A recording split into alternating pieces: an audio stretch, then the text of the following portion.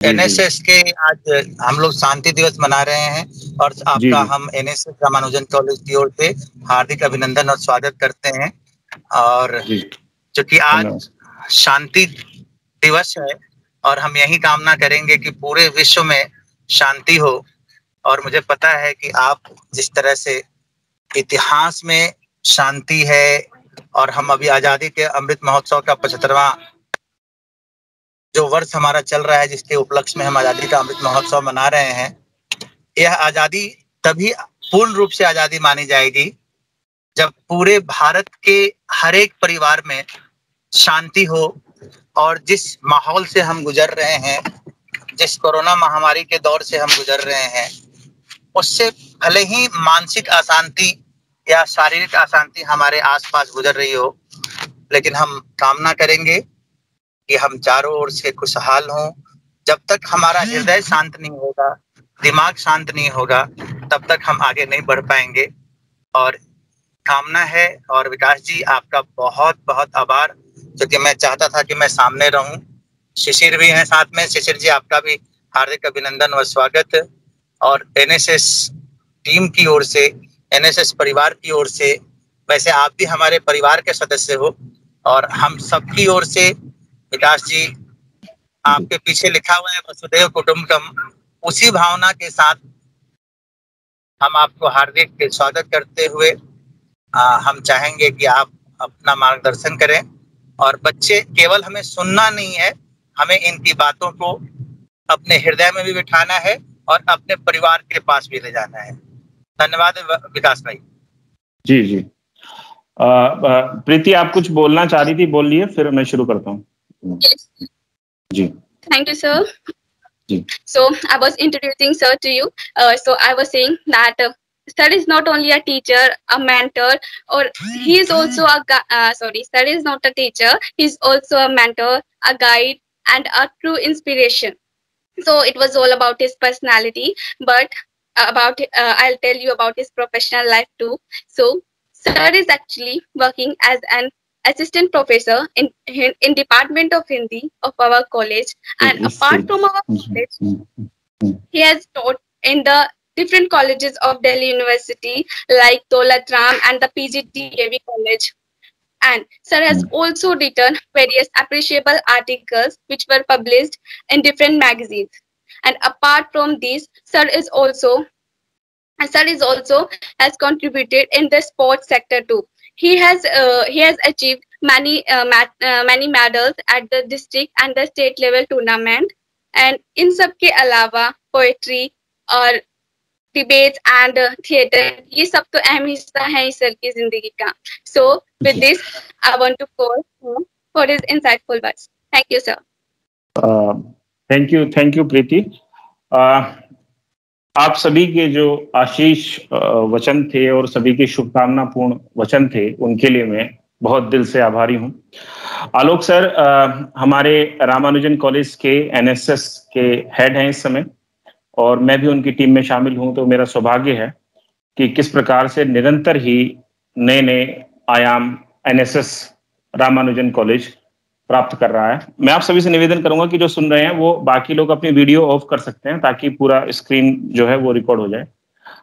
और मैं आपसे निवेदन करूंगा कि आप अपनी वीडियो ऑफ कर दें बाकी लोग। तो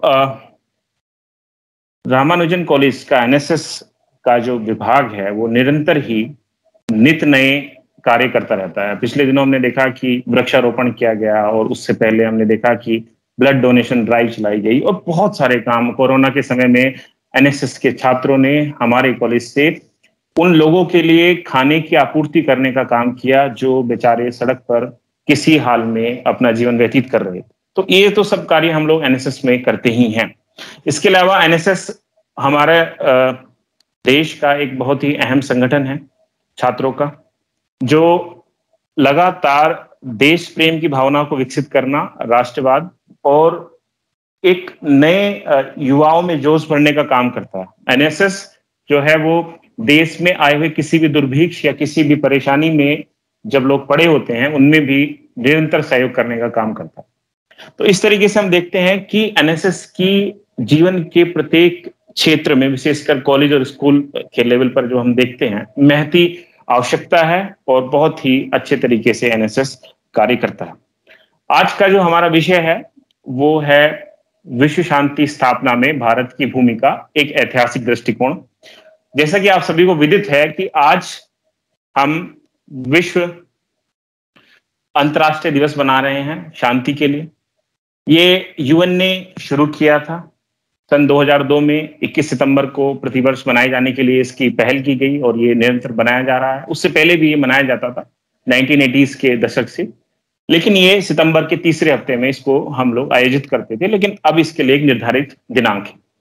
लेकिन ये विषय इतना महत्वपूर्ण है कि इसके लिए एक दिन ना रहकर साल भर हम इसमें अपनाई जाने वाली चीजों के बारे में प्रैक्टिस करते रहें, उससे संबंधित चीजों का अभ्यास करते रहें तो ज्यादा उचित होगा। So today, as I have been asked to speak in bilingual languages, because some people are from Hindi background and some from English background. So for their comfortability, I will be speaking in both the languages.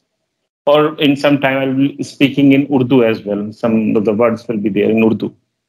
So आज का जैसे कि विषय है कि भारत का विश्व शांति में क्या योगदान हो सकता है, क्या भूमिका हो सकती है, उसके बारे में ऐतिहासिक दृष्टिकोण हमें देखना है। तो सबसे पहले तो हमें ये जानना पड़ेगा कि इतिहास में, इतिहासकारों के मध्य में हमेशा से ये डिबेट रही है कि भारत भूमि की जो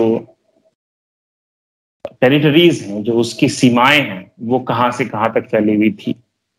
जैसे हम लोग हड़प्पा काल में देखते हैं कि भाई जम्मू कश्मीर के मांडा से दक्षिण में दैमाबाद तक और पूर्व में जो है वो बंगाल के अति सुदूर क्षेत्र से लेकर पाकिस्तान में लड़काना जिले तक, और अलग अलग सभ्यताओं में हम अलग अलग स्थानों पर भारतीय उपमहाद्वीप में होने वाली घटनाओं के अवशेष पाते रहे। तो ये एक बहुत ही निर्धारण करना एक बड़ा ही मुश्किल सवाल था कि कहां से कहां तक भारतवर्ष की प्राचीन भारत की सीमाएं फैली रही होंगी। लेकिन अलग अलग समय में हमें अलग अलग स्रोतों से ये उल्लेख मिलता रहा कि भारत की सीमा कहां से कहां तक फैली हुई थी, कहां से कहां तक उसका व्यापार था, कहां से कहां तक वो सांस्कृतिक आदान प्रदान कर रहा था, किस प्रकार से भारत की महती भूमिका आसपास के क्षेत्रों में या दूर सुदूर क्षेत्रों में किस प्रकार की थी। ये हमें अलग अलग स्रोतों से इतिहास में पता चलता रहा, क्योंकि इतिहास स्रोतों पर आधारित होता है और इतिहास में स्रोतों की बहुत आवश्यकता होती है। तो एक है बृहस्पति शास्त्र या बृहस्पति संहिता कहते हैं, उसमें भी हमें भारत की एक परिभाषा मिलती है, जिसको मैंने आज यहाँ पर आप मेरे पीछे स्क्रीन पर देख सकते हैं, जिसका मैंने इस्तेमाल किया है। एक जो परिभाषा मिलती है, बड़ी इंटरेस्टिंग सी परिभाषा है, जिसमें लिखा हुआ है हिमालयम समारभ्य यावद इंदु सरोवरमतम देव निर्मितम देशम हिंदुस्तानम प्रचक्षते, यानी कि हिमालय से शुरू होकर हिंद महासागर तक फैली हुई पवित्र भूमि जिसका निर्माण देवताओं ने किया, ऐसी भूमि को हिंदुस्तान या हिंदुस्तान कहा जाता है। अब ये तो देखिए शास्त्रों में तो लिखा ही रहता है कि देवताओं ने किया, लेकिन देवताओं से मतलब क्या हो सकता है कि महान पुरुषों ने इसका जो है निर्माण किया। और हिंदुस्तान एक देश ना होकर एक संस्कृति है, भारतवर्ष एक संस्कृति है। तो इस संस्कृति के कुछ मूल तत्व हैं जिनके विषय में आज हम लोग चर्चा करेंगे और ये जानने की कोशिश करेंगे कि किस प्रकार से प्रारंभ से ही भारतवर्ष में कुछ ऐसे मूल तत्व विद्यमान थे जो दुनिया आज इनकी खोज कर रही है, जिसको हम ग्लोबलाइजेशन के नाम से जानते हैं। दुनिया आज खोज कर रही है कि भाई 1970-80 के दशक से विश्व में जो है ग्लोबलाइजेशन यानी कि भूमंडलीकरण शुरू हुआ, लेकिन हम तो भूमंडलीकरण के जो तत्व हैं उनको बहुत पहले से पाते। हमारे जो उपनिषद हैं, जिनको वेदांत भी कहा जाता है, उनमें एक बहुत ही प्रसिद्ध सूक्ति वाक्य लिखा हुआ है जिसे हम कहते हैं वसुधैव कुटुंबकम। इसका मतलब क्या होता है? इसका मतलब होता है पूरा विश्व ही अपना एक कुटुंब है, यानी परिवार है। तो इतनी महान विचारधारा हमारी संस्कृति में प्राचीन काल से ही नहीं थी। जब प्राचीन काल से आप देखते हैं कि हमने पूरे विश्व को ही एक परिवार मान लिया तो बात ही खत्म हो गई। ये जो सीमाएं हैं ये तो सिर्फ काम चलाने के लिए हैं, ये आर्थिक संसाधनों की जो है उत्पादन की जो प्रक्रियाएं हैं उनको पूरा करने के लिए, कुछ सामाजिक संरचनाएं हैं उनको ढांचागत करने के लिए, कुछ नियमावली हैं, कुछ कानून हैं, उनको निभाने के लिए इन टेरिटरीज का, इन सीमाओं का पालन किया जाता है। लेकिन विचारों में, व्यवहारों में नैतिकताओं में, संबंधों में, संस्कृतियों में हम नितांत एक हैं। ये हमारे उपनिषद कहते हैं कि संपूर्ण मानव जाति जो है वो एक है। और वसुधैव कुटुंबकम का जो विचार आता है वो इसी विचार से पनपता है। तो आप समझ सकते हैं कि जो दुनिया में जो एक परिवार की भावना आती है, दुनिया को एक मंच पर रखने की भावना आती है, उसका बहुत पहले से प्रचार प्रसार भारत ने कर दिया था। अब अगला स्लाइड जैसे कि आप मेरे पीछे देख सकते हैं, एक लिखा हुआ है बहुजन सुखाय बहुजन हिताय। ये उपनिषदों में एक बहुत ही महत्वपूर्ण विचार है कि सभी सुखी रहें और सभी का हित हो। बहुत कम ऐसी संस्कृतियां हैं दुनिया में जो ये कहती हैं कि सभी का भला हो, लेकिन हम लोग इस मामले में बहुत ही हम लोग मैं समझता हूं सौभाग्यशाली हैं कि हम ऐसी संस्कृति के हिस्से हैं जो ना केवल अपना विकास चाहती है बल्कि पूरी दुनिया का, पूरे विश्व का विकास चाहती है। आज के मनोवैज्ञानिक, आज के समाजशास्त्री या आज के अध्ययनशील जो विद्वान होते हैं, उनका भी मानना है कि यदि आपका पड़ोसी दुखी है तो आप सुखी नहीं रह सकते। यदि आपका मित्र दुखी है और आप सोचते हो कि मैं सुखी हो जाऊंगा, तो ये आपकी एक बड़ी भूल होगी। कुछ ही समय बाद वो परेशानी आप तक पहुंच जाएगी। तो ये विचारधारा बहुत प्राचीन समय से ही भारतीय उपनिषदों में हमें कूट कूट कर भरी मिलती है। उपनिषद, मैं पहले उपनिषद के बारे में आपको थोड़ा बताऊं जो नॉन हिस्ट्री बैकग्राउंड के बच्चे हैं। उपनिषद जैसे वेद का नाम आपने सुना होगा, वेद 4 होते हैं, और इसी प्रकार से कुछ महत्वपूर्ण उपनिषद हैं, ईश, केन, कठ, प्रश्न, मुंडक, मांडुक्य, वृहद, आरण्यक आदि आदि। तो इनमें से कुछ ऐसे उपनिषद हैं जो भारतीय संस्कृति के मूल का काम करते हैं, और उनमें बताए गए जो वैचारिक उपदेशात्मक जो चीजें हैं वो बहुत ही महत्वपूर्ण हैं। वास्तव में उपनिषद फिलोसफीज हैं, दर्शन हैं, और भारतीय दर्शन का सार है। यदि हम भारतीय इतिहास को, भारतीय दर्शन को समझना चाहते हैं तो हमें उपनिषदों से शुरुआत करनी पड़ेगी।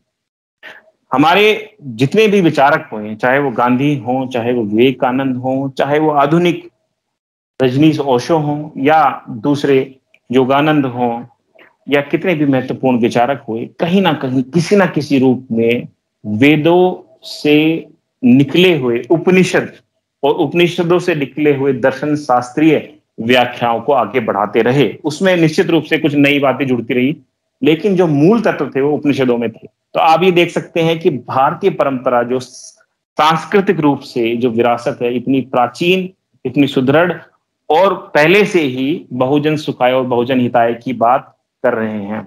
एक बहुत ही अच्छा एक छंद है जो आप अपनी स्क्रीन पर देख सकते हैं, संस्कृत का छंद है, सर्वे भवन्तु सुखिनः, सर्वे सन्तु निरामया, सर्वे भद्राणि पश्यन्तु, मा कश्चित् दुख भाग भवेत्।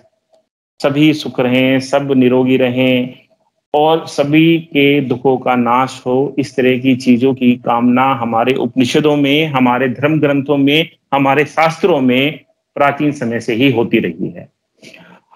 और नीचे एक और सूक्ति वाक्य आप कह सकते हैं या छंद कह सकते हैं, कर्पूर गौरम करुणावतारम संसार सारम भुजगेंद्रहारम सदा वसंतम। तो ये आप लोगों ने निश्चित रूप से सुना होगा, आप सुनते रहे होंगे।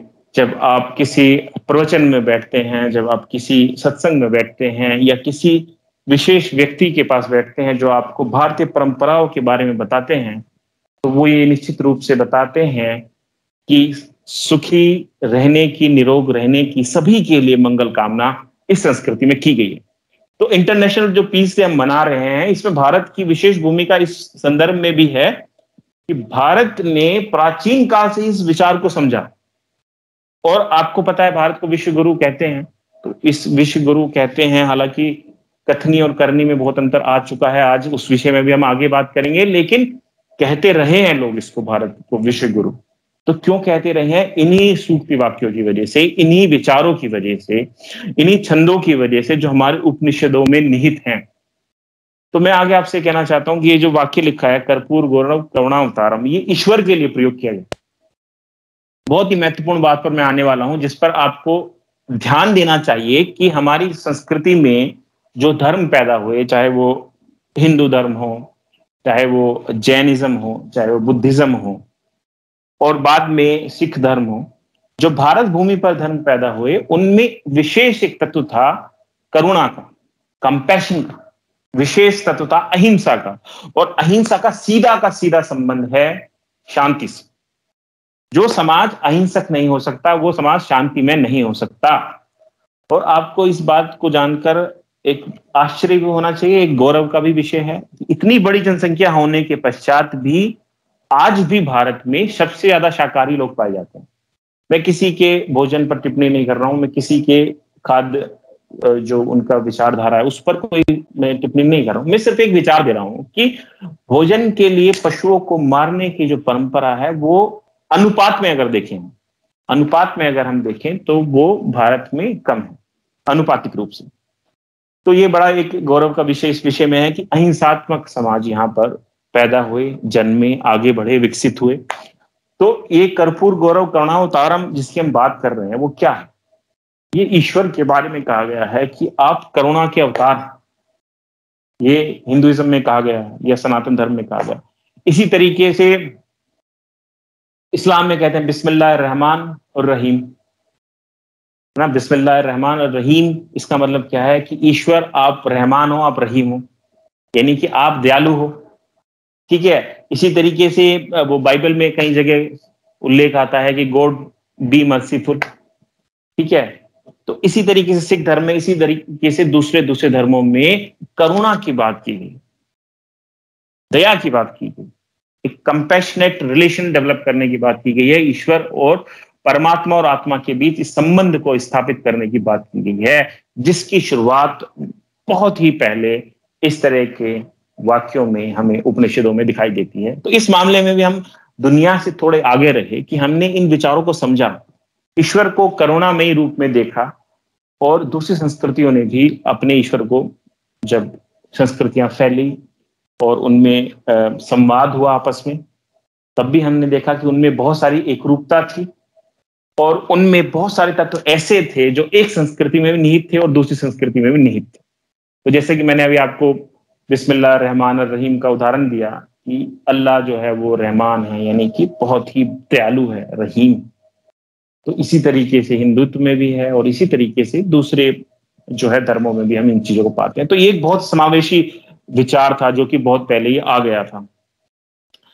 एक इसके इस बात की पुष्टि करने के लिए जैसे एक जो ये जो आपकी स्क्रीन पर श्लोक लिखा हुआ है, यथा नद्य शांद माना समुद्रस्ते गच्छन्ति नाम रूपम विहाय तथा विद्वान नाम रूपाद विमुक्त परात् परम पुरुष मुपेति दिव्यम। इसका मतलब क्या है कि जिस प्रकार से नदियां और नाले अलग अलग जगह से उत्पन्न होती है लेकिन सब आपस में जाकर लास्ट में एक समुद्र में विलीन हो जाती है, इसी तरीके से जितने भी हमारे धर्म हैं, जितने भी हमारे मत हैं, जितने भी संप्रदाय हैं, वो भले ही कहीं से भी पैदा हुए हो, कहीं से भी उत्पन्न हुए हो, अंत में उनकी बात एक ही होता है, उनका लक्ष्य एक ही होता है कि मानवता का विकास हो, मनुष्य सुखी रहे, समृद्ध रहे, अहिंसावादी रहे और शांति में रहे। ये उनका एक परम लक्ष्य होता है। तो इन बातों को we have to keep in our mind that all the religions which have been emerging from anywhere in the world have the same purpose, and that purpose is to be peaceful and be grateful towards God or the nature or the thing that you want to be the supreme in all the world। तो ये सारी की सारी चीजें हमारे जो उपनिषदों में है या हमारे जो शास्त्रों में वो चीजें कही गई हैं। तो इससे एक चीज और पता चलती है कि आप अपने धर्म की तो इज्जत कर ही रहे हैं, दूसरे धर्मों को भी आप समावेशित कर रहे हैं, उनकी भी इज्जत कर रहे हैं, जो कि कम संस्कृतियों में पाया जाता है। तो इसलिए भारत की भूमिका, फिर से मैं कहूंगा, इसलिए महत्वपूर्ण हो जाती है कि भारत जो है वो इस बारे में जो है ज्यादा सजग रहा है। एक आपकी स्क्रीन पर कुछ चीजें लिखी हुई हैं, मैं उनको जल्दी जल्दी पढ़ देता हूं। समझते हैं कि भारत की भूमि में महात्मा बुद्ध हुए, महावीर स्वामी नानक देव हुए, जिन्होंने शांति का संदेश दिया और जन समूह को सत्य धर्म की रक्षा के लिए संगठित किया। बिल्कुल सब जानते हैं, इस बारे में हम आगे बात करेंगे। प्रथम विश्व युद्ध हो, द्वितीय विश्व युद्ध हो, संपन्न देशों ने तो अपनी ताकतें दिखाई और उन्होंने हिंसा की और उन्होंने क्या किया, सबसे इंपॉर्टेंट बात है जो वेस्ट की फिलॉसफी में है कि ये दुनिया आपकी है, आप इसे जीत लो। ये दुनिया आपकी, आप इसे जीत लो, ये जो संसाधन है वो आपके, आप इन्हें प्राप्त करो, वेस्ट की फिलॉसफी में। और किसी भी हद तक आपको जाना पड़े मनुष्य के जीवन को सुखद बनाने के लिए, संपन्न बनाने के लिए, तो आप इसे बनाएं।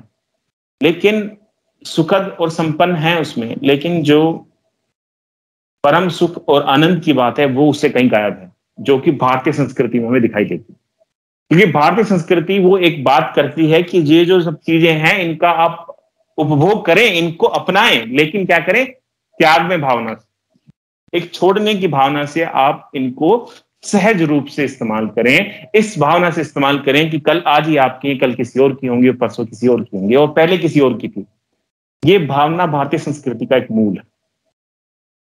तो इस बारे में भी हम आगे बात करते रहेंगे, लेकिन आगे और पढ़ते हैं। दलाई लामा ने कहा, जैसे कि आपकी स्क्रीन पर लिखा है, आप पढ़ सकते हैं। दलाई लामा ने हाल ही में एक जो है एक कोई सेमिनार थी, उसमें उन्होंने एक वक्तव्य बोला था कि क्रोध और करुणा एवं भावना जो है वो सब भावना का हिस्सा है, और प्राचीन भारतीय ज्ञान से नियंत्रित किया जा सकता है जिनको। सौहार्दपूर्ण सह अस्तित्व का सिद्धांत, धर्म और भारतीय दर्शन विषय पर आयोजित सम्मेलन को संबोधित करते हुए आध्यात्मिक नेता ने कहा कि वह अपना शेष जीवन प्राचीन भारतीय ज्ञान को पुनर्जीवित करने के लिए समर्पित करेंगे।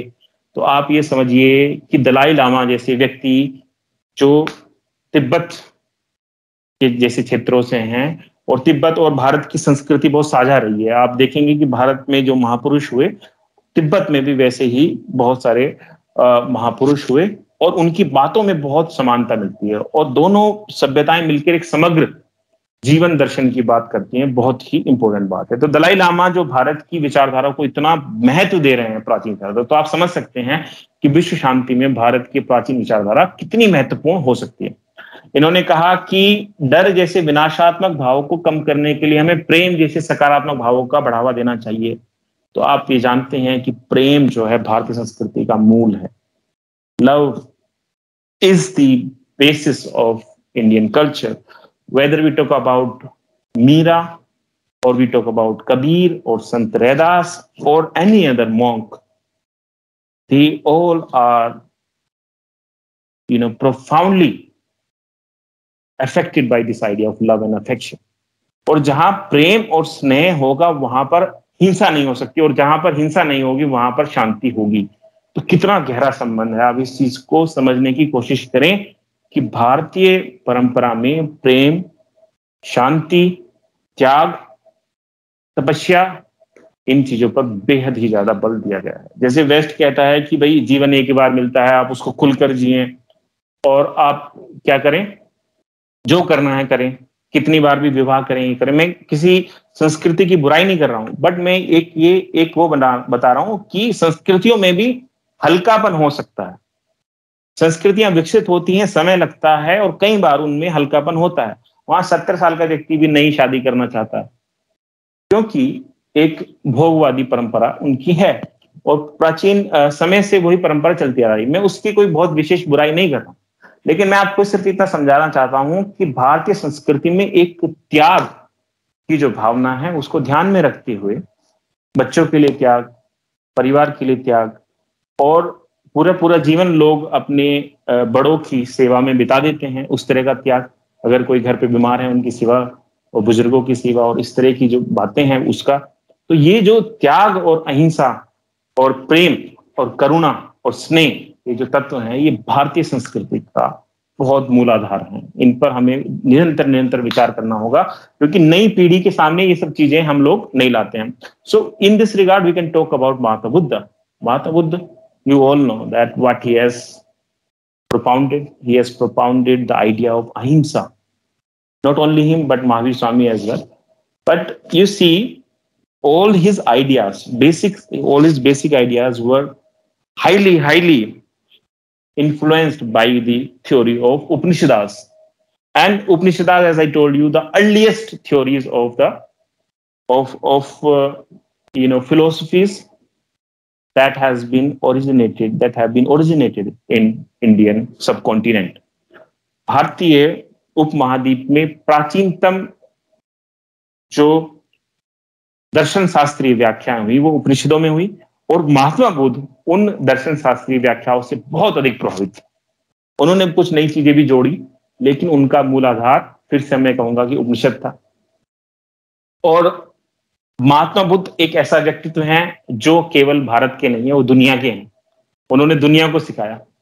आज हम देश में, दुनिया में जो कंट्रीब्यूट कर पाए और बुद्ध धर्म फैला, जिसको फैलने में अशोक की बड़ी महती भूमिका है। अशोक, राजा अशोक, जिसने अपने पुत्र और पुत्री को कंबोडिया और श्रीलंका और थाईलैंड और चीन जैसी जगहों पर, कोरिया जैसी जगहों पर भेजा, अपने समर्थकों को भेजा और उन्होंने वहां पर बौद्ध धर्म फैलाया। और आज उनमें से कुछ परसेंट भी अगर लोग बौद्ध धर्म को ध्यानपूर्वक अगर अच्छे प्रकार से फॉलो करते होंगे तो वो अहिंसात्मक होंगे, और वो अगर अहिंसात्मक होंगे तो उन जगहों पर शांति होगी। तो कितना बड़ा कंट्रीब्यूशन है भारत का इस संस्कृति के, एक शांतिमय संस्कृति को बढ़ाने के लिए। तो आपको इस बात को समझना होगा कि केवल जाकर शांति स्थापित नहीं की जाती, कहीं पर विचारों से भी शांति स्थापित की जाती, एम्बेसडर्स के द्वारा भी शांति स्थापित की जाती, जो उस शांति के प्रवर्तक होते हैं उनको भेजकर भी शांति स्थापित की जाती है। तो इसमें अशोक की बड़ी महती भूमिका रही।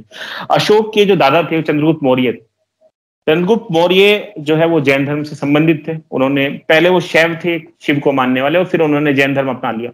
और जैन धर्म को अपनाकर वो इतने अहिंसावादी हो गए और उन्होंने इतने विचारों में अपनी इतना वो डूब गए जैनिज्म के, कि उन्होंने निर्जरा के द्वारा अपना शरीर श्रवण बेलगोला की गुफाओं में त्याग दिया। यानी कि उन्होंने भूखे रहकर, तपस्या कर कर अपने जीवन को, अपने शरीर को त्यागा गुफाओं में जाकर। तो अब इससे क्या पता चलता है? इससे पता चलता है कि इतना दम था इन फिलोसफीज में, इतना प्रभाव था इनमें, जैनिज्म और बुद्धिज्म में, कि एक बड़े से बड़े शासक के मूल भावनाओं को प्रभावित करके उसको कुछ बड़ा से बड़ा कदम उठाने के लिए प्रेरित कर सकते। अशोक के बारे में हम बात कर रहे थे, जैसे अभी तो हम पहले इनके बारे में बात कर लेते हैं, महावीर स्वामी की, कि हर एक जीवित प्राणी के प्रति दया रखो, घृणा से विनाश होता है। जब आप ये देखिए कि जैनिज्म में इतनी महत्वपूर्ण बात की गई है कि अगर आप कुछ भी कर्म करते हैं तो भी कुछ ना कुछ हिंसा होती है, तो अपने जो अनावश्यक कर्म हैं उनको भी आप सीमित करिए। कितनी बड़ी बात बताइए।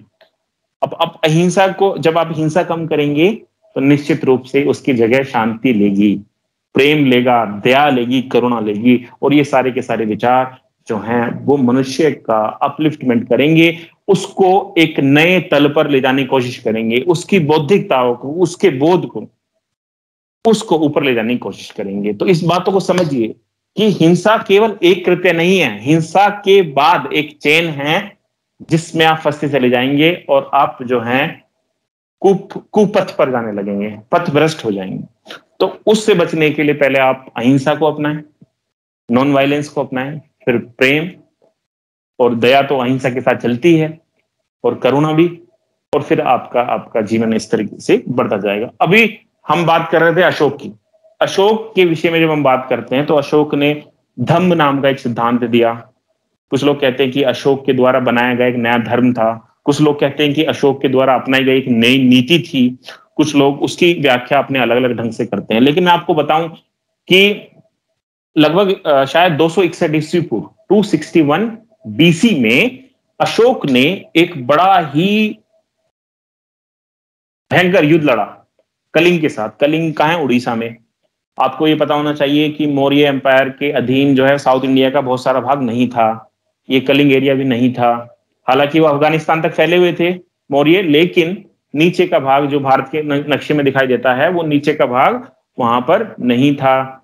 तो उसको जीतने के लिए अशोक ने निरंतर कोशिश की, और इस अभियान में कलिंग में 261 ईस्वी पूर्व में उसने वहां के राजा खारवेल को हरा दिया। जब उसने हराया और वहां पर हजारों लाखों लोगों की नृशंस हत्या हुई उसमें, इस घटना के बाद अशोक का हृदय परिवर्तन हो गया। उसमें अहिंसा के बहुत बड़े बड़े जो है प्रभाव दिखाई दिए, और उसने इस अशोक के धम्म का निष्पादन किया और इस परंपरा को आगे बढ़ाया, जिसमें आप जैसे कि आप स्क्रीन पर पढ़ सकते हैं कि रिलीजियस ड्यूटी भी है धम्म का मतलब, और inspired by human values, code of conduct based on the teachings of Buddha. Buddha ने जो चीजें बताई थी उस पर जो विचार किया अशोक ने, और उनकी जो बताई गई बातों का अनुसरण, उनकी वैल्यूज को मानना, ये सारी चीजें धम्म में निहित हैं। बहुत सारी चीजें इसमें कि पूरा का पूरा जीवन वो है धम्मा में बिता दिया था अशोक ने, और उसके कुछ प्रिंसिपल्स थे जैसे कि लोगों में शांति और एक तरह की हार्मनी होनी चाहिए, उनमें एक सद्भावना होनी चाहिए, अहिंसा होनी चाहिए, किसी को चोट ना पहुंचाना, ना केवल वैसे चोट पहुंचाना बल्कि विचारों से भी चोट नहीं पहुंचाना, और प्रेम, दया, बच्चों के लिए बातें, बड़ों के लिए बातें, और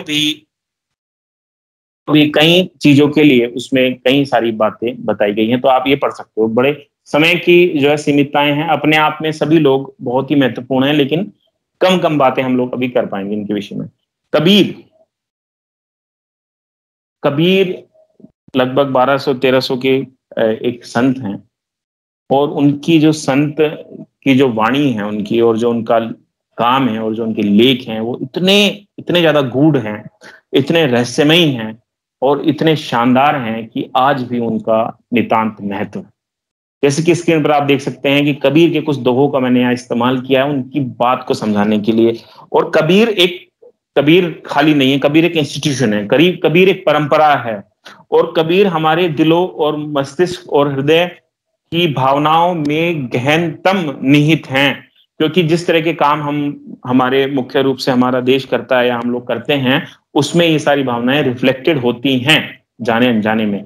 आप देखिए कि उनके दोहे में ऐसी वाणी बोलिए मन का आपा खोए, औरन को शीतल करे आपहु शीतल होए। हालांकि आजकल हमारी युवा इस बात पर गौर नहीं करते, लेकिन हमारी शैली में, हमारी परंपराओं में इसका बहुत ही विशेष महत्व है कि आप एक सुंदर वाणी बोलें, एक स्पष्ट वाणी बोले, कि शुद्ध वाणी बोले, और एक प्यारी वाणी बोले कि आप भी उसमें खुश हो जाएं और सुनने वाला भी उसमें बहुत ही ज्यादा जो है संतोष उसको मिले। बुरा जो देखन में चला, बुरा ना मिलिया कोई, जो घर देखा अपना मुझसे बुरा ना कोई। कितनी महत्वपूर्ण बात है कि मैं दुनिया भर में बुराई देखने चलता हूँ। आज मुझे पाकिस्तान में बुराई दिखती है, आज मुझे श्रीलंका में बुराई दिखती है, आज मुझे नेपाल में, चाइना में, सब जगह बुराई दिखती है, लेकिन हमारे भारतवर्ष के अंदर भी कुछ बुराइयां निहित हैं। पहले मैं उनको देखूं, पहले मैं उनको दूर करूं, ये भावना केवल भारत जैसा देश ही कर सकता है, क्योंकि सेल्फ क्रिटिसिज्म का जो विचार है वो भारत में है। ये कितना महत्वपूर्ण है कि कबीर ने उस जमाने में बता दिया कि पहले आप सेल्फ क्रिटिक बनो, तब दुनिया को देखो, तब अपने आप को, आप में बदलाव होंगे, तब जब आप में अच्छे बदलाव होंगे, तब आप दुनिया को अच्छी बातें करने के लायक हो जाओगे। तो ये बहुत बहुत महत्वपूर्ण बात है जिसको समझना चाहिए। और जैसे कि और भी हैं, चंदन जैसा साधु है सर्प ही सब संसार, ताके अंग लपटा रहे मन में नहीं विकार। तो आप ये सोचिए कि चंदन जैसा लकड़ी जैसे होती है, उस पर सर्प विषैले लिपटे रहते हैं, लेकिन चंदन की खुशबू पर इसका कोई प्रभाव नहीं पड़ता। इसी प्रकार से जो अच्छे लोग होते हैं, अच्छे व्यक्ति होते हैं, वो कितने भी खराब माहौल में रहें, वो अपनी बातें अच्छी कर ही लेते हैं और अपना अच्छा बढ़ ही लेते हैं। और पोथी पढ़ जग मुआ, पंडित बयान कोई, ढाई आखर प्रेम का पढ़े से पंडित हुए। कितनी महत्वपूर्ण बात है ये। आप ये सोचिए कि कबीर ने 700-800 साल पहले ये बात कह दी कि आप कितने भी विद्वान हो जाइए, कितनी भी आपने साहित्य, किताबें, ज्ञान, विज्ञान, दर्शन पढ़ लिया हो, लेकिन अगर आपके अंदर प्रेम नहीं है तो अब सब कुछ बेकार है। वो प्रेम के बाद आपको पता है कि चरणबद्ध सब इवोल्यूशन होता है। प्रेम के बाद करुणा आती है, करुणा, दया सब जुड़ी रहती हैं, और जहां दया होगी वहां पर शांति हो जाएगी। तो कितनी इंपॉर्टेंट बात है कि प्रेम की बात कबीर ने की है। तो कबीर अपने आप में इतना एक बड़ा विषय है। जितने भी हम महापुरुषों की बात कर रहे हैं, अपने आप में इतना बड़ा विषय है कि इन पर कई कई घंटे बात की जा सकती है, लेकिन समय के अभाव में हम थोड़ी थोड़ी बात सब पर करते जा रहे हैं। आप देखिए कि सूफियों का भारत में बड़ा इंपॉर्टेंट रोल रहा। सूफी परंपरा ने भारत को एक सिंक्रेटिसिज्म, एक अमलगमेशन, एक सांस्कृतिक गड़मड़ता की तरफ देश को बढ़ाया। देश वो जिस भी रूप में पहले देश था उसको आगे ले आया उस विचारों में। तो सूफियों ने क्या किया? सूफियों ने वास्तव में एक ऐसी परंपरा स्थापित की जो कई संस्कृतियों का मेल थी। हिंदू संस्कृति भी उसमें थी, उसमें मुस्लिम संस्कृति भी थी, और प्रेम था ईश्वर से। जब आप ईश्वर से डरेंगे नहीं और प्रेम करेंगे तब बात कुछ और हो जाएगी। क्योंकि डर से व्यक्ति क्या करता है कई बार गड़बड़ कर देता है, और जरा सा उससे का ध्यान हटा वो फिर से गड़बड़ कर देगा। लेकिन अगर उसको प्रेम हो तो बात ही कुछ होगी। सूफियों ने ईश्वर को अपनी प्रेमिका बताया और अपने कई सारे विचार दिए, फना, बका और ना जाने क्या क्या। उनके अपनी विचारधारा, उनका अपना नृत्य, उनका अपना गायन, उसने भी भारतीय संस्कृति में बहुत योगदान दिया। तो सूफियों का बहुत प्रमुख योगदान था। गुरु नानक भी एक सूफी थे, वो एक हिंदू सूफी थे जिन्होंने सिखिज्म की शुरुआत की, सिखों के पहले गुरु बने। और गुरु नानक ने जो बाणी की रचना की उसमें बाबा फरीद, जो पंजाब के फरीदुद्दीन गज शकर नाम से जाने जाते हैं, उनकी जो लिखे गए पद थे उनका उसमें बहुत गहराई से इस्तेमाल हुआ, जो कि बिल्कुल शांति के बारे में, अहिंसा के बारे में और अपने राष्ट्र प्रेम के बारे में, करुणा के बारे में बहुत सारी चीजें उसमें आपको मिल जाएंगी। तो सूफियों ने बहुत गहरा योगदान दिया। खासकर मैं अब अगर बात करूं चिश्ती संप्रदाय की, चिश्ती संप्रदाय में शेख सलीम चिश्ती, जो अकबर भी जिनको अपना गुरु मानता था, और अकबर के जीवन पर जो प्रभाव पड़ा उनमें सूफियों का बड़ा इंपॉर्टेंट रोल था। और अकबर एक ऐसे देश का शासक था जहां पर हिंदू और मुस्लिम जनसंख्या थी, लेकिन उसके जो विचार थे वो बहुत ही ज्यादा सेकुलरिज्म की तरफ थे। उसकी एक वजह सूफीज्म का होना था। उसने जो चीजें की, उसने जो बातें की, अकबर क्योंकि पढ़ा लिखा था नहीं, वो सूफियों की संगति में रहता था, विद्वानों की संगति में रहता था और दिन भर सुनता रहता। तो ऐसे लोगों ने उसके मन मस्तिष्क पर बहुत गहरा प्रभाव छोड़ा और बहरहाल वो एक ऐसा शासक बना जिसने संस्कृतियों का मिलान किया, मैट्रिमोनियल अलायंसेस स्थापित किए, उसने शांति की बात की, उसने मुआहदे की बात की, उसने संधि की बात, सुरक्षा की बात की, उसने हिंदुओं के लिए जजिया कर हटाया, जो कि उस समय के राष्ट्र के लिए जिस तरह की विचारधाराएं निहित थी, बहुत बड़ी बात थी। और उसकी विचारधारा को आगे भी लोगों ने, मुस्लिम शासकों ने भी बढ़ाया, जिसमें विशेषकर हम अभी देखेंगे, जैसे अकबर का फोटो आप स्क्रीन पर देख सकते हैं पेंटिंग्स के माध्यम से, और जो ऊपर एक फोटो आप देख रहे हैं वो दारा शिकोह का फोटो, लेफ्ट में नीचे और ऊपर राइट में जो फोटोग्राफ है वो है दारा शिकोह का, यानी कि जो पतला वाला व्यक्ति जो है वो दारा शिकोह। तो दारा शिकोह कौन है भाई? दारा शिकोह अकबर का पड़पोता था, शाहजहां का बेटा था, जिसने उपनिषदों को ट्रांसलेट किया फारसी में, उसने महाकाव्यों को ट्रांसलेट किया, उसने बहुत सारे दूसरी भाषाओं के ग्रंथों को ट्रांसलेट करवाया और उनको पूरी दुनिया में फैलाने का काम किया। हालांकि उस पर आरोप लगा, औरंगजेब ने बाद में उसकी हत्या करवा दी। और दारा शिकोह अपने आप में इतनी बड़ी एक व्यक्तित्व है जिसके बारे में घंटों घंटों बात की जा सकती है, बहुत ही विद्वान व्यक्ति। अकबर ने भी अपने शासनकाल में बहुत बड़े लेवल पर ट्रांसलेशन कराए और पेंटिंग्स बनवाई। रजमनामा नाम से उन्होंने महाभारत की रचना करवाई। तो ये क्या दिखाता है? ये अमलगमेशन और syncretism of the civilisations and the cultures दिखाता है कि किस प्रकार से लोगों में, कुछ लोगों में ऐसी भावनाएं निहित थी कि वो एक ऐसे विचारों की बात करें जो समग्र हो, और जहां समग्रता होगी वहीं पर शांति आएगी। तो किस प्रकार से भारत में कुछ लोग अवश्यंभावी रूप से ऐसे हुए जिन्होंने सुरक्षा और शांति की बात की। आगे बढ़ते हैं। जब हम मॉडर्न एरा की तरफ आते हैं, ये देखिए बच्चों, ये ध्यान रखिएगा कि होता क्या है कि हमारे संस्कृति में, हमारे देशों में इतने सारे लोग हैं, महान विभूतियां, और उनका योगदान इतना बड़ा है कि उसको 1-1.5 घंटे के लेक्चर में आप सीमित उनको नहीं रख सकते। हर एक व्यक्ति का व्यक्तित्व इतना बड़ा है कि उसको घंटों घंटों से बात की जा सकती है। लेकिन मैंने फिर भी कुछ कुछ समय से हर लोगों को लेने की कोशिश की और उनका जो मुख्य रूप से योगदान शांति के विषय में था उसकी बात करने की कोशिश की। तो आपको जैसे कि स्क्रीन पर आप देख सकते हैं, पढ़ सकते हैं कि 1893 में प्रथम विश्व धर्म सम्मेलन हुआ। कहां पर हुआ था? ये शिकागो में हुआ था। और स्वामी विवेकानंद नाम का एक साधु वहां पर पहुंच गया और उसने क्या किया? उसने धर्म की, वेदांतों की जो व्याख्या की, पूरी दुनिया उससे हिल गई और अगले 100 सालों तक लोग उसकी बात करते रहे। और उन्होंने जो बातें बताई भारतीय संस्कृति के बारे में, जो चीजें खोलकर रख दी, पूरी दुनिया उससे अनजान थी या कुछ मात्रा में जानती थी, लेकिन जो व्याख्या उन्होंने की वो बहुत ही जबरदस्त थी और दुनिया को पहली बार पता चला कि भारतीय ज्ञान विज्ञान प्राचीन काल से ही अपनी एक समृद्धशाली जो है परंपरा में गढ़ा मढ़ा हुआ था, गुथा हुआ था।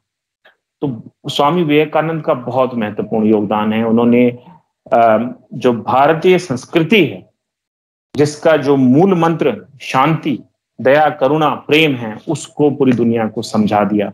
और उन्होंने कुछ इस तरह की व्याख्याएं की और तुलनाएं की, लोगों को पता चला कि वो कौन से तत्व थे जो केवल भारत में ही पैदा हुए। और लोगों ने इस बात को समझा और माना कि क्यों विश्व गुरु भारत को पहले कहा जाता रहा होगा, ठीक है, क्यों इसको सोने की चिड़िया कहा जाता रहा होगा। तो कौन सा वो राष्ट्र गौरव था जिसकी स्वामी विवेकानंद ने बात की और किस तरीके से उन्होंने ये बताया कि जो भारत में पैदा हुए धर्म है किस रूप में विशेष हैं, कैसे वो दूसरे धर्मों का सम्मान करते हैं और कैसे वो दूसरे धर्मों की अच्छी बातों को भी एसिमिलेट करते हैं। इस बात को बड़े ही अच्छे ढंग से स्वामी विवेकानंद ने बताया। आगे बढ़ते हैं। जैसे कि हमारे पास अभी मेरे ख्याल में 20 मिनट का समय होगा करीब करीब, और उसके बाद अगर आप चाहें तो 1-2 प्रश्न भी ले सकते हैं हम। लेकिन महत्वपूर्ण ये है कि मॉडर्न इंडिया की जब हम बात करते हैं और हम बात करते हैं आजादी के समय की और उसके आसपास के समय की, तो हम राजा राम मोहन राय जैसे लोगों का कंट्रीब्यूशन नहीं भूल सकते, जिन्होंने चेतना की बात की और दुनिया में किस प्रकार से नए प्रकार का समाज बन सकता है और उस समाज में कितनी संभावनाएं हो सकती हैं शांति की। जो भारतीय पुनर्जागरण काल है, आप जानते हैं कि वो उस समय को कहा जाता है जब महर्षि दयानंद, राजा Ram Mohan Roy, Ramakrishna mission, Annie Besant, ऐसे लोगों ने भारत में जो है बढ़ चढ़कर अलग अलग क्षेत्रों में बहुत प्रमुख रूप से योगदान दिया था। हम उनकी तो विशेष रूप से क्या बात करें, हम नेहरू पर आ जाते हैं कि आजादी के बाद किस तरह की पॉलिसी पर भारत चला, जो हमारे आज के विषय का एक महत्वपूर्ण बिंदु है, क्योंकि हम बात कर रहे हैं भारत की भूमिका विश्व के उसमें क्या बोलते हैं कि विश्व परंपरा में भारत कैसे शांति के लिए महत्वपूर्ण था। तो प्राचीन काल में कैसे महत्वपूर्ण था, मध्य काल में उसने कैसे एम्बेसडर्स पैदा किए, शांति के दूत कैसे पैदा किए, और आधुनिक काल में उसके कौन से नेता, कौन से लोग ऐसे थे जिन्होंने विश्व में शांति का प्रचार प्रसार किया। तो नेहरू जी के बारे में आप सभी जानते हैं, गांधी जी के बारे में आप सभी जानते हैं कि गांधी जी का अहिंसा के बारे में तो अगर मैं बात करने लगा और पीस के बारे में बात करता रहा तो पूरा दिन निकल जाएगा। गांधी जी तो इतने प्रभावशाली नेता हैं कि पूरी दुनिया को उन्होंने प्रभावित किया। नेल्सन मंडेला हो, चाहे वो मार्टिन लूथर हो अमेरिका के, या कुछ भी दुनिया में जितने भी बड़े बड़े जो लोग हुए, वो बिना गांधी के समझ के उन्होंने अहिंसा और शांति का पथ नहीं समझ पाए। गांधी का जो सत्याग्रह था, गांधी की जो सच के प्रति जिद्द थी, वो बहुत महत्वपूर्ण है। तो इस पर हम बहुत लंबा लंबा बात कर सकते हैं, लेकिन आपको पता है जहां पर शांति का नाम आएगा वहां पर बिना गांधी के बात पूरी नहीं हो सकती। तो गांधी जी के योगदान के बारे में तो आप सभी जो है जानते हैं। हम बात करते हैं थोड़ी सी नेहरू जी के बारे में। नेहरू जी ने क्या किया? नेहरू जी ने पंचशील का सिद्धांत दिया, जिसमें 5 उन्होंने बातें की महत्वपूर्ण रूप से, और 1954 में पंचशील का सिद्धांत दिया। और इसमें कहा गया कि mutual respect for each others territorial integrity and sovereignty. हर देश दूसरे देश की मतलब रेस्पेक्ट करेगा और उसके जो आंतरिक मामले हैं और उसकी इंटीग्रिटी है, जो उसकी गरिमा है, उसको और उसकी जो संप्रभुता है, उसको नहीं छेड़ेगा, उसको जीने देगा। ये सिद्धांत कहां से लिए गए थे, ये कहां से प्रभावित थे नेहरू जी? जब हम देखते हैं कि 1920s में प्रथम विश्व युद्ध खत्म हुआ और लीग ऑफ नेशंस की स्थापना हुई, वुड्रो विल्सन ने 14 सूत्री प्रोग्राम दिया, और उस 14 सूत्री प्रोग्राम में हम देखते हैं कि वुड्रो विल्सन ने इस तरह की बहुत सारी बातें कही कि सेल्फ डिटर्मिनेशन, आत्मनिर्णय का अधिकार होना चाहिए देशों को, और अपने हिसाब से वो कैसे चले उसका अधिकार होना चाहिए, उन पे जबरदस्ती उनकी जमीनों पर कब्जा नहीं होना चाहिए, उनके लोगों के लिए जो है किसी प्रकार का अन्याय नहीं होना चाहिए। बहुत सारी बातें उन्होंने की थी। तो गांधी जो नेहरू जी थे, नेहरू जी ने जो पंचशील का जो सिद्धांत दिया वो कहीं ना कहीं उस वुडरो विल्सन के 14 सूत्री जो कार्यक्रम थे उनसे बहुत प्रभावित था। दूसरा उन्होंने बताया म्यूचुअल नॉन एग्रेशन, एक शांति संधि होनी चाहिए, किसी भी प्रकार का जो है आपस में वायलेंस ना हो, एग्रेशन ना हो, बातचीत से मामले को सुलझाया जाए। तो गांधी जी ने बड़ा इंपॉर्टेंट ये एक चीज बताई थी। फिर उन्होंने बताया mutual non interference in each others internal affairs, किसी भी आंतरिक मामलों में कम से कम जो है वो पढ़ना है, वो लोग अपने आंतरिक मामलों को खुद से सुलझाएंगे। इक्वलिटी एंड म्यूचुअल बेनिफिट, मतलब सभी को समानता और सभी को जो फायदे हों। पीसफुल कोएग्जिस्टेंस, और शांतिपूर्ण सभी लोग सौहार्दपूर्ण रहें। ठीक है, ये जो नेहरू जी ने बहुत इंपॉर्टेंट बातें पंचशील का एक सिद्धांत के रूप में भारतवर्ष को दिए। एक चीज उन्होंने दी है नॉन अलाइनमेंट, यानी कि गुटनिरपेक्ष। 1961 में उन्होंने कहा कि ना तो हम भाई सोवियत संघ के साथ हैं पूर्ण रूप से, ना तो हम अमेरिका के साथ हैं पूर्ण रूप से, हम तो उनके साथ हैं जो सच बोलेंगे, जो मतलब सच की लड़ाई लड़ेंगे। तो गांधी जो नेहरू जी का ये फॉर्मूला है, और उन्होंने जो विश्व के प्रमुख नेता मार्शल टीटो और भी लोगों के साथ मिलकर लिया था, ये बहुत महत्वपूर्ण माना जाता है इतिहास में। और जो भारत की कूटनीति और विदेश नीति को दिखाता है कि किस प्रकार से भारत जो है कभी भी किसी एक पक्ष का पूर्ण रूप से इसलिए नहीं हुआ क्योंकि पूर्ण रूप से कोई भी एक पक्ष ठीक नहीं था। इसका थोड़ा खामियाजा भी भुगतना पड़ता है भारत को। जब जरूरत पड़ती है तो ना तो रशिया साथ खड़ा होता, ना अमेरिका साथ खड़ा होता। होते हैं खड़े हुए, होते हैं, लेकिन एक जिसे कहते हैं कि कद्दावर तरीके से पूर्ण रूप से हम कह सके कि हमारा परम मित्र है, ऐतिहासिक मित्र है, उसमें थोड़ी थोड़ी कमी दिखाई देती है। हालांकि रूस ने कई बार भारत का साथ दिया है, जिसके पीछे भी नेहरू की नीतियों का बहुत इंपॉर्टेंट रोल है। तो ये तो खैर हम बात कर रहे हैं किस तरीके से भारत आधुनिक समय में किस प्रकार से विश्व में जियोपॉलिटिक्स को संभाल रहा है, किस तरीके से नीतियों को देख रहा है। और खास बात इसमें इंपॉर्टेंट ये है, आपको समझनी चाहिए कि 1960s के आसपास जब भारत को यूएन में सुरक्षा परिषद का स्थायी सदस्य मिलने की बात हुई, तो नेहरू जी से ये गलती हुई कि उन्होंने इस बात को नकार दिया और उन्होंने चाइना का नाम प्रस्तावित किया।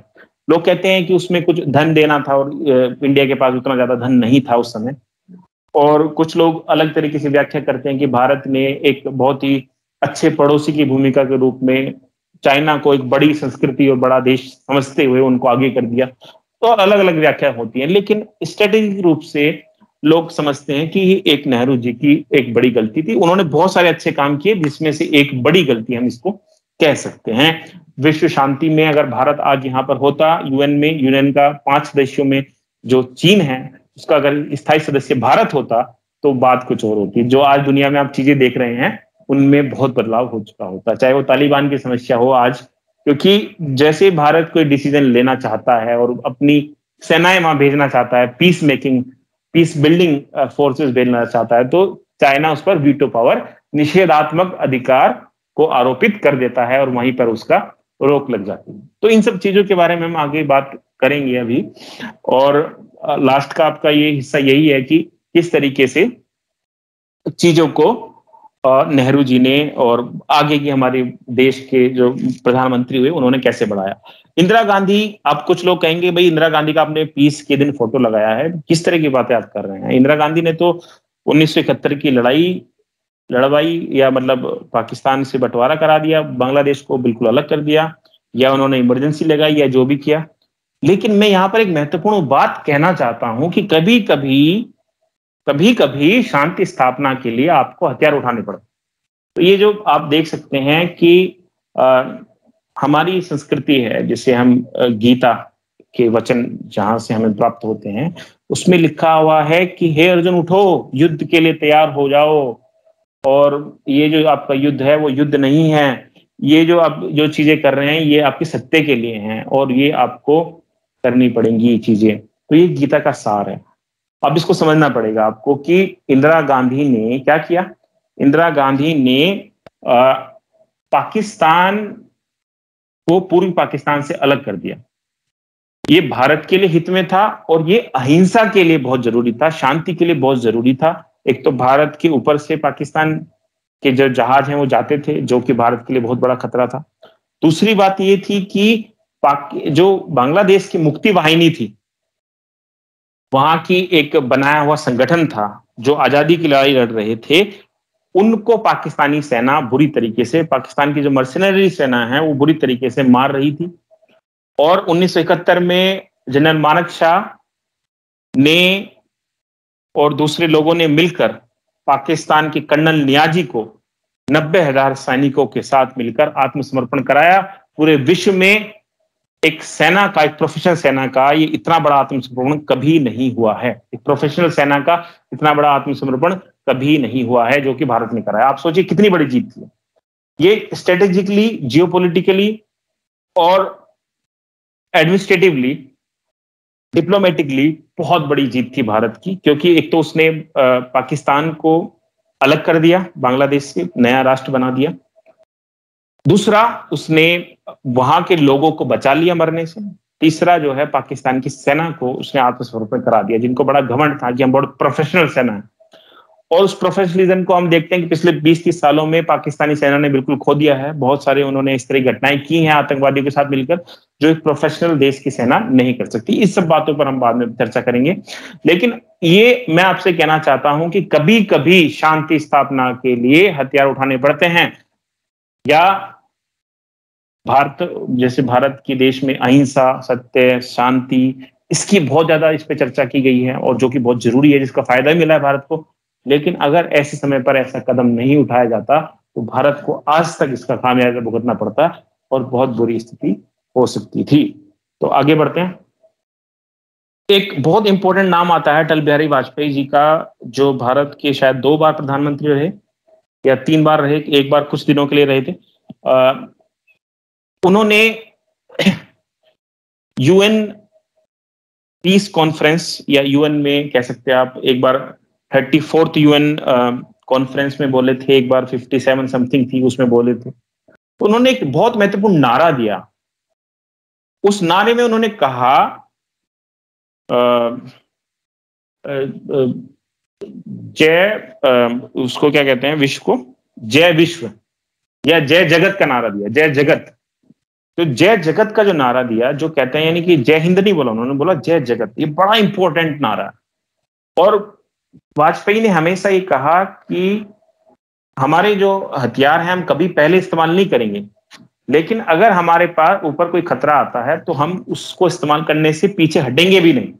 ये बहुत महत्वपूर्ण उनके समय की बात की जाती है। वाजपेयी एक ऐसा चेहरा है जो विरोधी लोग भी उनको उतना ही मानते हैं जितना उनके समर्थक लोग मानते हैं। तो वो एक ऐसा देश प्रेमी, एक ऐसे हमारे देश के प्रधानमंत्री रहे जो एक कवि भी थे, और अपनी कविताओं से भी उन्होंने अपना राष्ट्र प्रेम कई बार हमें दिखाया है। तो प्रधानमंत्री वाजपेयी ने जो जय जगत का नारा दिया, वो फिर वसुधैव कुटुंबकम की हमारी जो बात है उसको पुष्ट करता है कि 20वीं और 21वीं शताब्दी में भी भारत जो है उसी पथ पर चलना चाहता है, उसी तरीके से दुनिया को लीड करना चाहता है, ग्लोबलाइजेशन को उसी रूप में देखना चाहता है। और भारत ने 1990 के बाद सबको पता है उदारवाद अपनाया और दुनिया के मार्केट्स के लिए अपने आप को खोल दिया और उनसे मार्केट आगे बढ़ाया, इंपोर्ट और एक्सपोर्ट। आज भारत की स्थिति इस मामले में बहुत अधिक अच्छी है, कुछ मामलों में खराब भी है, लेकिन ऑल ओवर में भारत ने प्रगति की है पिछले 20-30 सालों में। तो ये जो चीजें हैं आपको समझनी पड़ेंगी कि किस प्रकार से शांति स्थापना में भारत ने एक दूत के रूप में, कभी अपने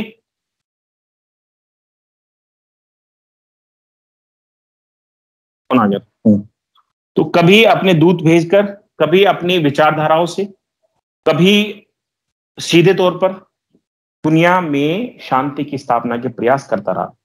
तो आगे अब ये देखिए कि ये हम बस लास्ट की तरफ हैं। अब अगले 10 मिनट में हम लोग 5-10 मिनट में इसको हम लोग पैकअप कर देंगे। लेकिन ये आपका समझना जरूरी है कि कुछ लोग ये समझते हैं कि जो भारतीय सेना है वो केवल भारत में ही सक्रिय रहती है और पाकिस्तान से युद्ध लड़ती रहती है, थोड़ा बहुत चाइना से। मैं आपसे कह देना चाहता हूं कि शांति स्थापना में भारतीय सेना का और भारतीय एडमिनिस्ट्रेशन का, भारतीय डिप्लोमेसी का बहुत इंपॉर्टेंट रोल है। जैसा कि आप स्क्रीन पर पढ़ सकते हैं कि India's unique combination of being the largest democracy in the world with a strong tradition of respect for rule of law and successful experience in nation building makes it particularly relevant in the context of 21st century peace building में बहुत important role है, बहुत बड़ी democracy, सबसे बड़ी democracy है। और आपको पता होगा India is a member of organisational committee of the peace building commission, PBC का मेंबर भी है भारत, और उसने विश्व शांति के लिए कई सारे मुआहदों पर, कई सारे संधियों पर हस्ताक्षर किए हुए हैं, और उनका बहुत इंपॉर्टेंट तरीके से भारत पालन कर रहा है। इंडियन कंट्रीब्यूशन क्या रहा है? India has been the largest troop contributor to UN mission. आपको ये पता होना चाहिए कि 49 अभियानों में भारत ने यूएन की जो पीस मेकिंग जो सेना होती है उस पर साथ दिया। 1,95,000 ट्रूप्स जो थे उसके वो लगे हैं इसमें, और उन्होंने पूरी दुनिया में पुलिस पर्सनल को भी भेज दी है। भारत के शांति सिपाही आप देख सकते हैं, ये एक डाक टिकट जारी किया गया था, peace keeping soldiers. India is the second largest troop contributor. ये 7,676 पर्सनल 10 अभियानों में भेजे गए, 16 एक्टिव अभियानों में से। तो ये कुछ आंकड़े हैं जो थोड़े बहुत जानने चाहिए दुनिया को और आपको, कि हम किस तरीके से यूएन के जो प्रोग्राम्स हैं या फिर अपने बल पर भी बहुत सारे शांति प्रयास हमेशा हम करते रहते हैं। और गैलेंट्री अवार्ड्स मिले, 168 से ज्यादा हमारे सैनिक शहीद हुए। बहुत तगड़ी, बहुत जबरदस्त लेगेसी है भारत की सेना की, और वो जो लेगेसी है वो ब्रिटिश राज से ही आती है, क्योंकि एक बहुत ही प्रोफेशनल सेना का निर्माण किया। अंग्रेजों ने भारत में बहुत सारी दिक्कतें पैदा की, लेकिन कुछ एक अच्छी चीजों में से एक ये है कि भारत को इस सेना का सुगठन अच्छे से हो गया, और भारत की सेना एक बहुत ही आक्रामक और बहुत ही प्रेम पूर्वक दोनों ही भावनाओं से भरी हुई सेना है। उसके बावजूद हमेशा डेमोक्रेसी में बिलीव करती है भारत की सेना। पाकिस्तान की सेना आप देखिए कि तानाशाही हो गई है वहां पर एक तरीके की, और पाकिस्तान की सेना ने कितनी बार कू किया वहां पर, तख्ता पलट किया वहां पर, लेकिन भारत में ऐसा कभी नहीं हुआ, ना कभी ऐसा सोचा गया। तो इस तरह बड़ा एक महत्वपूर्ण योगदान है भारत की। जो मिलिट्री है 15 लाख से ज्यादा है, मिलिट्री सरप्लस रहता है भारत के पास हमेशा, और इसलिए वो अपने सैनिक भेजता रहता है बड़े अच्छे अच्छे कामों के लिए दुनिया भर में। और बड़े यहाँ पर अच्छे अच्छे पुलिस पर्सनल और दूसरे सेवाओं के लोग भी होते हैं जिनको हम भेजते रहते हैं। More than 40% of India's gross domestic product. अब इंडिया क्या कर रहा है आगे? अब इंडिया इस समय क्या कर रहा है, इस पर हमें थोड़ा सा ध्यान देना चाहिए कि इंडिया इस समय एक्सपोर्ट और इंपोर्ट बहुत कर रहा है। उसकी इकोनॉमी का 40% भाग, 50% भाग जो है वो एक्सपोर्ट और इंपोर्ट पर आधारित हो गया है। तो अब भारत की पिछले 40-50 साल पहले जो चाइना के युद्ध के समय भारत की स्थिति थी वैसी नहीं है। इस समय भारत काफी स्ट्रांग है। पहाड़ों में भारत की सेना चीन को पूरी तरीके से टक्कर देने की भी क्षमता रखती है। मैं आपसे कह रहा हूं, आप लोग कहेंगे कि भाई आप तो एक ऐसे बात कर रहे हैं जैसे वार मोंगर कोई बात करता है, युद्ध को बढ़ावा देने। युद्ध को बढ़ावा देने की कदापि बात नहीं कर रहा हूं। मैं बात कर रहा हूं अपनी आत्मरक्षा की। और दूसरी मैं आपसे बात कर रहा हूं कि अगर आप मजबूत नहीं होंगे तो आपके ऊपर दुश्मन तो देश हमला करेगा। और तीसरी मैं बात कर रहा हूं कि आप काटिए मत, लेकिन आप गुर्राइए। तो अगर आप गुर्राएंगे नहीं तो दिक्कत पैदा हो जाएगी। चीन जो है आपके सामने दिक्कत पैदा बार बार चीन करेगा, क्योंकि उसने ऊपर से आपको अक्साई चीन से घेरा हुआ है, नीचे से श्रीलंका से में उसने अपने बंदरगाह बना रखे हैं, इधर वो पाकिस्तान में सीपीईसी उसने बना लिया है, पूरा एरिया उसके पास है, इधर नेपाल में उसका काफी नियंत्रण बढ़ गया है, तिब्बत पर उसका नियंत्रण है ही। तो 3-4 दिशाओं से उसने भारत को घेर रखा है। ईरान में उसका चल रहा है संबंध। तो आप ये देखिए, जब 4-5 तरीके से भारत को चीन ने घेरा हुआ है तो हमें भी तो कुछ करना चाहिए। और हमारी सेना और हमारा देश इसके बारे में विचारशील है, कुछ ना कुछ कर रहा है। पिछले दिनों झड़प हुई थी तो उसमें चीन ने आंकड़े नहीं दिए साफ साफ, लेकिन जिस तरीके से भारत के 20 सैनिक की शहादत हुई, भारत ने उनके 30-40 सैनिकों को मार दिया। तो ये मैं ये नहीं कह रहा हूं कि हमने 20 मारे और आपने 40 मारे, ये बहुत ही गलत तरीका होगा कहने का। लेकिन मैं सिर्फ इतना कहना चाहता हूं कि आपको तैयार रहना होगा परिस्थिति के लिए। 21वीं शताब्दी की शांति स्थापना में अगर आपको सैन्य बल का भी कभी इस्तेमाल करना पड़ जाए तो आपको करना पड़ेगा। शांति स्थापना के लिए जैसे दुनिया भर में अभियान चलाता है अमेरिका, इराक में जाकर, अफगानिस्तान में जाकर, लीबिया में जाकर या वियतनाम में जाकर, तो कहीं कहीं पर उसकी हानि भी होती है, नुकसान भी होता है, लेकिन एक पूरे वर्ल्ड का लीडर होने की वजह से उसको ये कार्रवाई करनी पड़ती है। तो किसी भी देश को यदि अपनी संप्रभुता को, अपनी शक्ति को, अपने विश्वास को और अपनी दुनिया में पहुंच को बढ़ाना है तो उसको लगातार अपनी सैन्य शक्तियों में बढ़ावा करना पड़ेगा। अभी हाल ही में भारत का फ्रांस से, ऑस्ट्रेलिया से कोई समझौते हुए हैं और भारत, जैसे कि पिछले पेज पर लिखा हुआ था, अब स्वेज नहर ना देखकर भारत अब साउथ चाइना सी की तरफ देख रहा है, जो कि बहुत महत्वपूर्ण स्थिति है। ये मैं आपसे कहना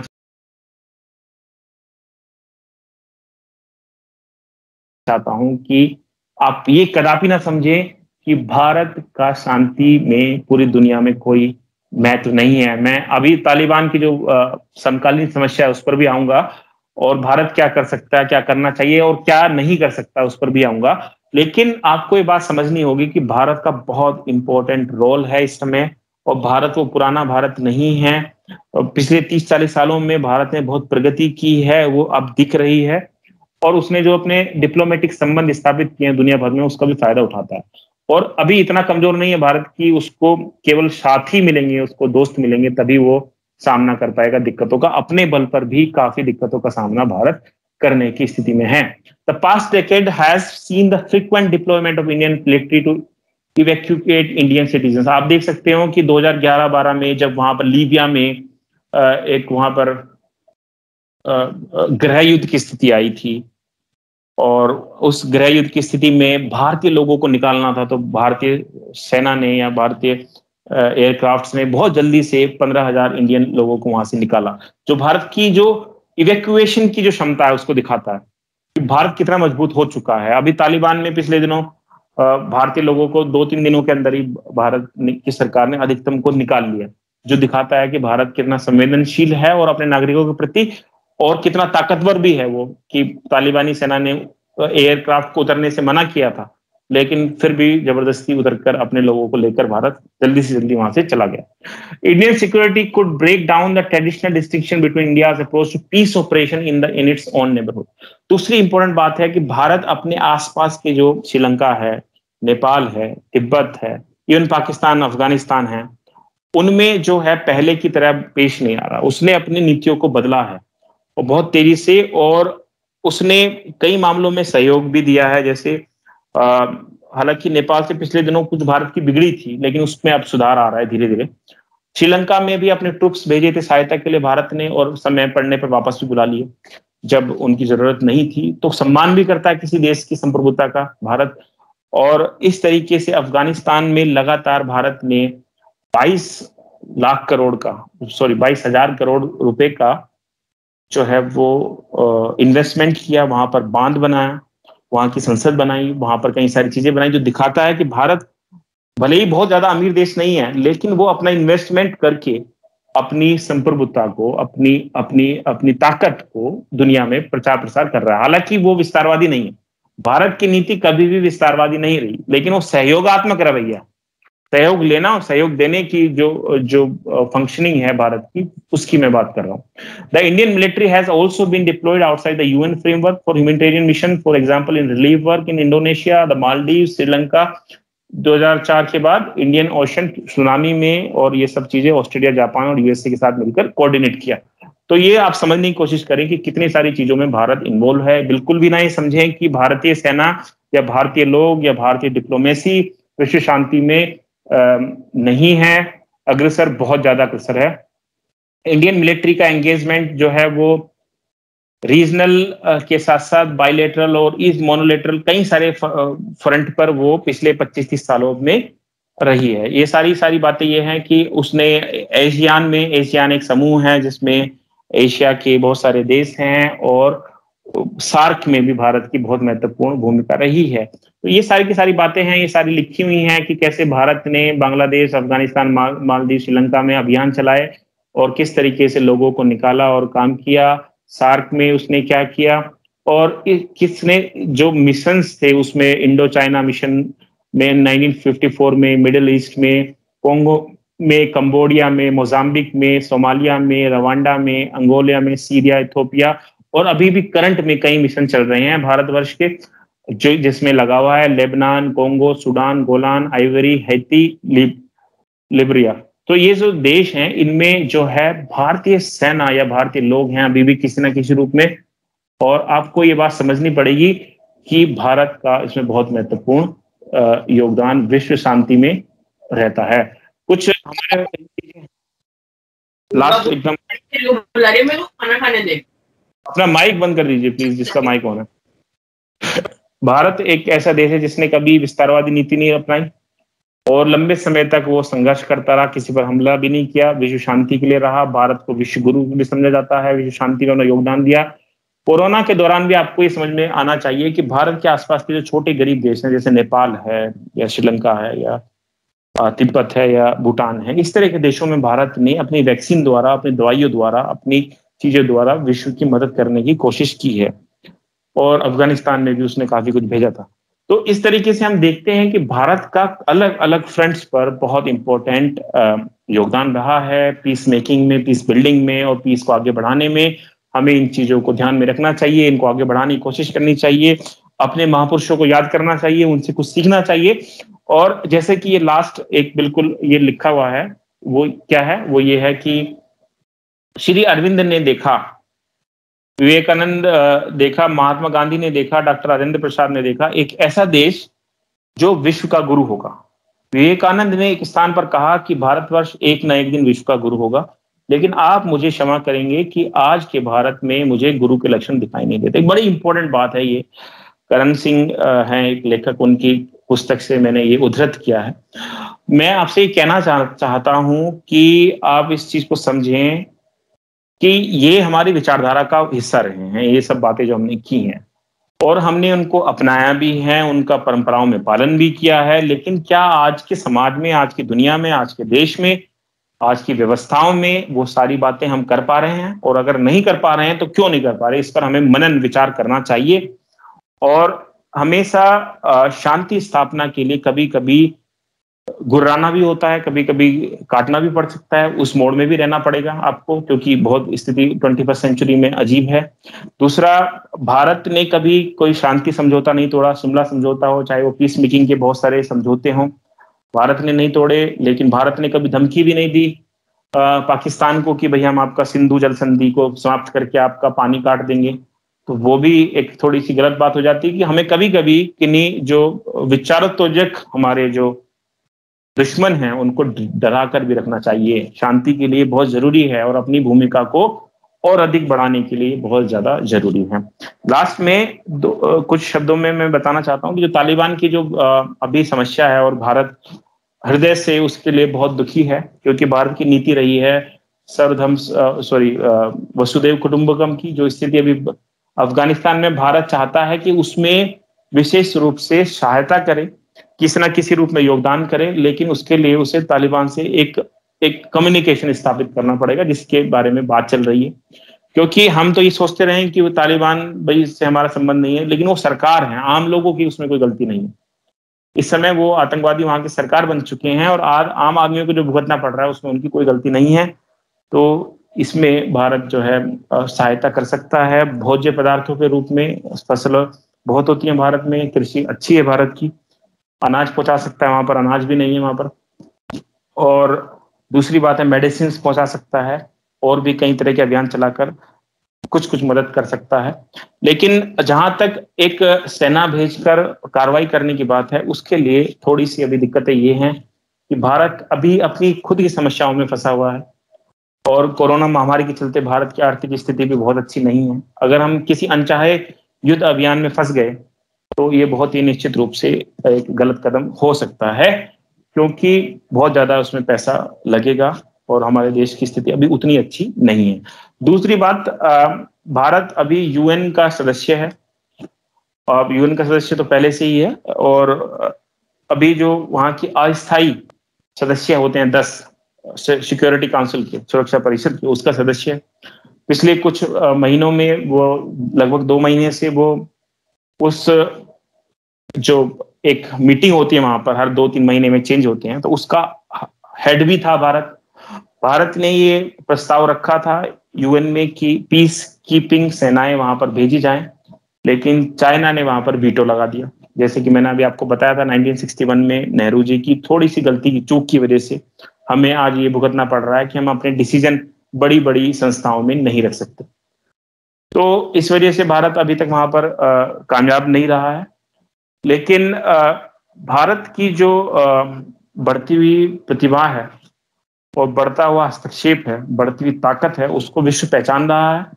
बहुत सारे देश भारत से संधियां करना चाहते हैं, संबंध अच्छे स्थापित करना चाहते हैं। ईरान ने भी हाल ही में फिर से एक अच्छे संबंधों की तरफ हाथ बढ़ाया है। फ्रांस से भी भारत की दोस्ती और मजबूत हुई है। अमेरिका से भी भारत का संबंध पहले जितना नहीं, लेकिन फिर भी बहुत अच्छा है।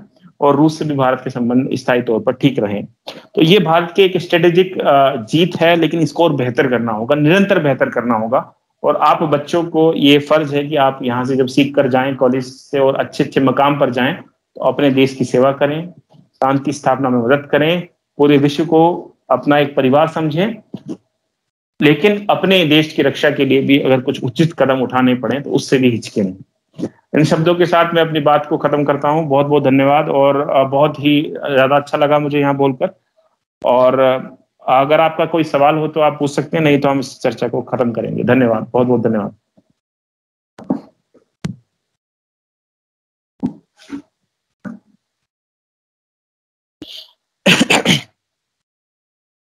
Thank you so much, sir. Thank you so much. And your words were very inspiring. मैं आशा करती हूँ आप सबने सर को बहुत अच्छे से सुना होगा और आप सब सर की बातों का पालन करेंगे। Now, if anybody has any question, then please ask. Unmute yourself and then ask.